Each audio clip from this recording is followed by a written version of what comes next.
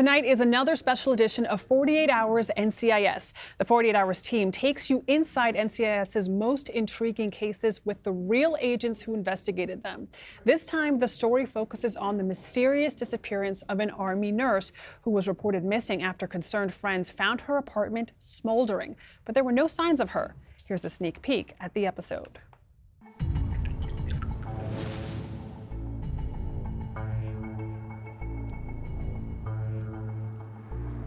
My name is J.C. Hawks. I'm a retired Marine gunnery sergeant and a former Marine special agent with the Naval Criminal Investigative Service. I was assigned to a missing person investigation to locate Holly Lynn Wymonk. Holly just kind of disappeared without a trace, did not show up for work. No one was sure about her whereabouts. The search for her started at that point. I tried to call her, and when she wasn't answering the phone for me, I knew something was wrong because she's gonna answer the phone for me. Holly was such a loving person. When she walked in the room, you knew, okay, this is a good person. You just could feel that energy coming from her. Holly was a 24-year-old young lady. She was married to an active duty Marine. John Wymonk was a Marine stationed at Camp Lejeune, North Carolina. When we first met, Holly used to say, I wanna be a pediatric nurse. And then somewhere along the way, she was like, I'm going to the Army. I can help more people being a military nurse. When it involves people in uniform, it brings more attention. We had national media in Fayetteville through most of the summer. I was in the office on a Friday. It was in the evening. My boss came in and asked what I had going on. I said, not much, I'm just working on some reports. He said, listen, man, I need you in Fayetteville. We've got a missing girl there. There's some suspicious circumstances. So I made a call to my wife and headed to Fayetteville as quick as I could. So July 9th, 2008, I worked, came home that evening and had a voicemail from Holly asking me to give her a call back. I was just too exhausted after the end of a 12-hour shift, and I fell straight asleep. When I woke up, I had multiple messages. And I called one of them back, and they asked me again, is Holly with you at your apartment? And at first I was like, well, what's going on? A close friend of hers and co-worker decided that she needed to go to Holly's apartment immediately because she thought something was wrong.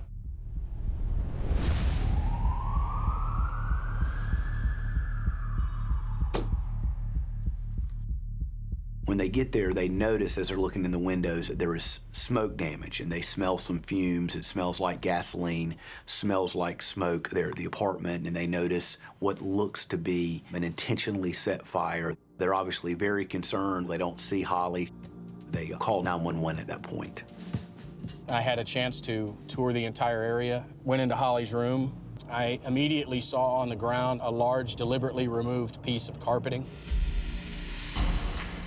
You got the sense immediately that something very bad had happened inside that apartment. What they did not find is Holly. There was no sign or trace of her at that point. Tonight we have an update on a Fort Bragg soldier missing for days. The summer of 2008 was a very busy time for the homicide team. We had two service members go missing. We had Megan Tuma, who was a United States Army active duty person who was actually found deceased in a hotel bathroom. And that murder at that point was unsolved. A person claiming to be inspired by the Zodiac killer from decades ago in California started writing letters to law enforcement and to the Fayetteville Observer, and it just kind of had a lot of people nervous and on edge. There was a heightened sense of awareness and urgency that when someone doesn't show up for work, go look for them because it could be the worst. Jonathan Leach is the producer behind this report for 48 Hours and joins us now to discuss the findings of this case. Jonathan, how did NCIS even get involved in this? So Holly Wymonk, who's the subject of our investigation, was an Army nurse, and local authorities sought NCIS's help because her husband, John Wymonk, was an active duty Marine. NCIS has primary jurisdiction over Camp Lejeune, where John Wymonk is based. And in a case like this where there is a missing person, everybody is a potential suspect. So NCIS executed search warrants and interviewed people on that base, and that was something that local law enforcement didn't have the ability to do. So was there any kind of tension between local law enforcement and NCIS? No, local law enforcement and NCIS, one thing we've learned from this series that we've been developing is NCIS has a wonderful relationship with local law enforcement. Even though they're a government agency, they're not going to Bigfoot the investigation.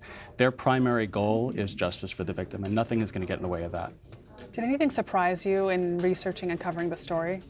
They take these cases very personally. It's not a 9-to-5 job. And we had a unique opportunity with the series to really follow these agents on their journey. It was a very rewarding experience to be able to do that and bring these stories to life. Jonathan, we look forward to watching. Thank you so much. Thank you. And you can watch the series finale of 48 Hours NCIS episode Trail of Fire tonight on CBS at 10 Eastern, 9 Central.